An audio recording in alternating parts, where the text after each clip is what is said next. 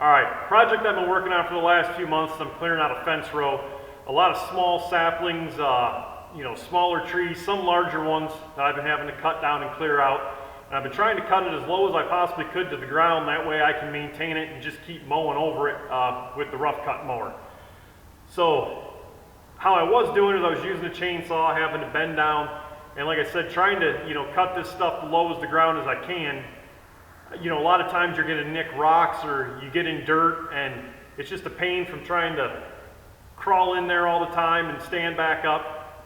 With filing and sharpening chains and then getting to the point sometimes they have to be replaced, I figured this may be a better alternative. So I've been trying these, and I figured I'd go ahead and throw a video on here, show you guys if you're doing something like that as well. Now, there's other tests on a lot of these blades, and the one channel that I watch a lot, and if you haven't ever checked this channel out, I suggest you do.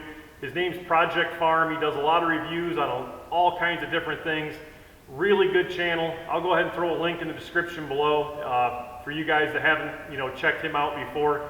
But like I said, he did a full range of all of these, in-depth, hitting rocks and metal, all kinds of stuff with them. And this was about the best all around for what I'm using it for that I'd come up with. So this is a hybrid 56 tooth count blade. I attach it to my weed trimmer. Now if you buy these blades, when I bought the weed trimmer, luckily I found it in the toolbox, but I had the adapter hardware for these. If you don't have the nut and the adaptive hardware, you have to purchase that to use these blades. It's like $8, it's not that expensive. One thing I will say, the disadvantage to using this type blade is this is a carbide tip blade. Once these dull, you got to pitch them. You can't sharpen them or anything like that. But like I said, I think these are going to last the longest for the application I'm using them for. So that's what we're going to go ahead and try out. I'll show this a little bit up close more, and then I'll go out and show you this in use and what I'm doing with it. One thing before I head out there, if you guys are putting one of these blades on a normal string trimmer like this does not have the brush cutter handles on it. I'm thinking about getting a set of them. I got just the regular loop handle on here. Use extreme caution. When you're hitting the trees and cutting stuff with these, it throws the trimmer around. You don't have as much control on it. So if you are using a loop handle, just be cautious, because like I said, these blades are extremely sharp and they can go through you pretty quick. Alright, here's the blade mount of the trimmer. I've been using it here for a little bit, out testing it out. I've been cutting today. I bought it on Amazon. It was in a 2-pack, and like I said, they can't be resharpened. Here's the kit. I did buy one of these because I wasn't sure that I even had one, and then I found mine. But you have to make sure to get this adaptive kit to hook it to your trimmer. Now, I don't know if like Echo and Husqvarna may be a little different than the Stihl, but just make sure you get the right one for your trimmer. Alright, so this is what I've been doing.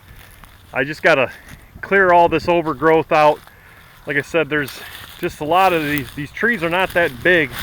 A lot of it's just small little saplings and twigs, and I just got to keep cutting and pulling it, and I've just been throwing it into piles. So like I said, hopefully this blade on the weed trimmer doesn't dull as quickly and maybe make this job go a little faster than what it has been for me. So let me go ahead and grab it, and I'll just do a video here showing it in action.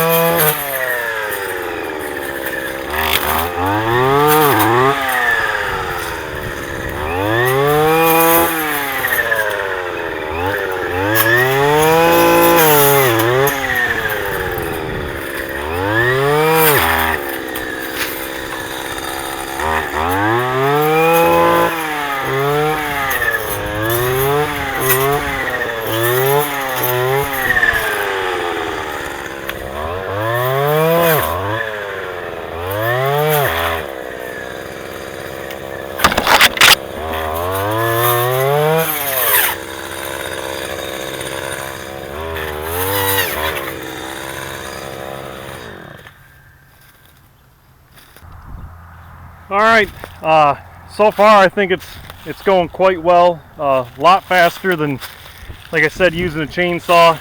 Some of this stuff here is a little bigger. I probably wouldn't cut anything bigger than, you know, what you see me cut there, because it pinches the blade, but this is definitely making it easier, cutting all this little stuff to get into the bigger. So hopefully this blade works out. I will put in remarks below when I use it more. I'll let you guys know, you know, how long I get out of it, lifespan before it goes dull and all that. And hopefully this video helps out anyone else that, you know, maybe looking for an option to cut thicker overgrowth like this. As always, thanks for watching.